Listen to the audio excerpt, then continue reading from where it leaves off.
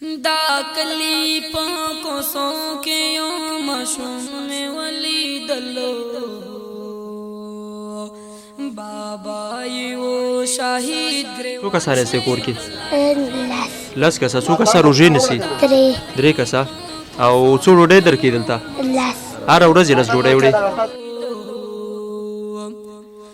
بابا یو شهید ګریوان شلې دلای ژړېدلو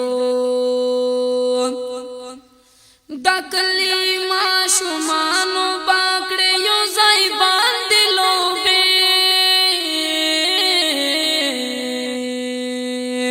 تلاش د خپل بابا کې ابلختې بګرځېدلو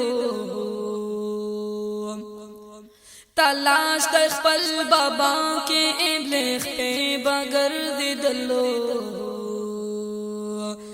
بابا یو شهید ګریوان چلې دلای ژړېدلو دا کلی په کوڅو کې یو ماشوم مې ولیدلو د المقدس خیریه بنسټ قدرمن لیدونکو سلامونه نیکې هیلې احترامات درته وایم قدرمن دوستانو ننګرهار ولایت درباب ولسوالۍ اړوند د ګړوکو قریه ده په دغه قریه کې هم د المقدس خیریه بنسټ لخوا د وچې ډوډۍ پروګرام د اولې روژې نه شروع دی چې 550 ډوډۍ یتیمانانو ته ورکول کېږي دغه یتیمانان تاسې ګورئ په دې کې هغه ماشومان باور وکړئ شته چې دغه ملګرو د کور ډېر ودان دي څوک چې مرستې کوي چې د هغوی وچه ډوډۍ ورته ورسېږي که نه خدای خبر چې په روژه ماتي کې به څه د روژې د ماتېدو وی او که نه زه د دروي چې نه ساحه ده بل د ملاګورو ساحه ده دربند ساحه ده او د ګړوکو ساحه نو دغه څلورو ساحو ته موږ دغلته ماشومانو ته او خصوص هغه ماشومانو ته چې هغه یتیمانان وي هغوی ته ډوډۍ ورکوو په دغه څلورو ساحو کې 550 ډوډۍ دي دوستانو 550 د رکې په ساحه کې چې د هغې سره هم مومند او همدارنګه د لالپور او غزګی او اته ویشتم او مارخیل او کهیب په دغه ورته 9 ساحو څه کال 2000 ډوډۍ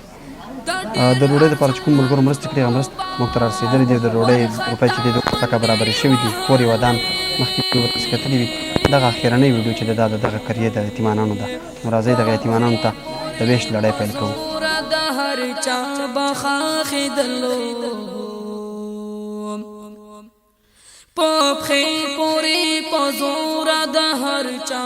پرویز شهید خاطرلال شهید عبدالرحمن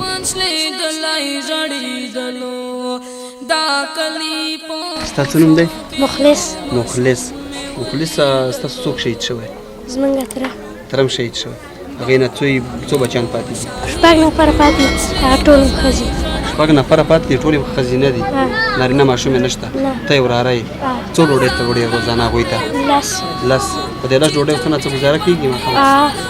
ډېر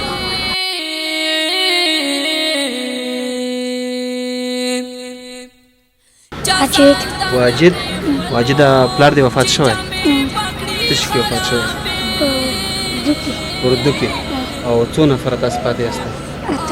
8 نفره څو ډوډۍ وړې روزانه 8 ډوډۍ په دې 8 ډوډۍ باندې څه ګزاره کېږي څه ورسره پخوئ هغه درته څوک راوړي څوک هم د ګټې وټې شته نه ګټې وټې څوک نشته نو څوک یې درته درکوي ګاونډیان یې درکوي څو ډوډۍ دي ستا 8 ډوډۍ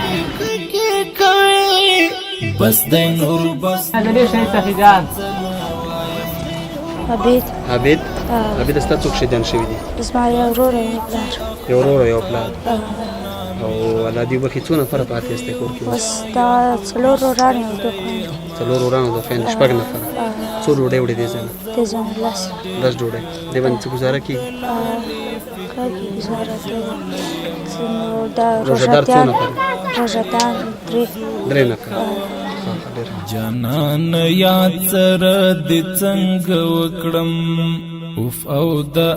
فریاد په زور کوم جانان یاد سره دې څنګه وکړم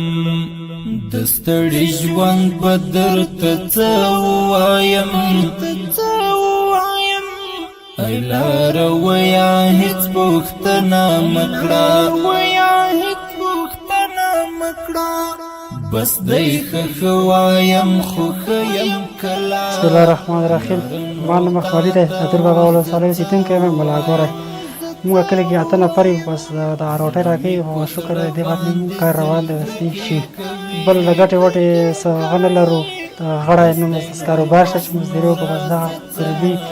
روټه راکې دا باندې موږ گزاره ان شاء الله روانه ده بس ګور په مخ کې المقدس بنسټ نه موږ ډېر مننه چې موږ سره دې روژه کې مرسته وکړه. کور کې څلور ماشومان لرو او کپړې مختر ته نیولا کړې او چې هغې سره موږ سره مرسته وکړي د مقدس خانه ډېره مهرباني دی ډېره مننه دی. شتمن ډوډه چې کوم دا موږ غږ اوري چې هغه موږ سره مرسته وکړه. حماس خپلواک یم هم دغسې ښه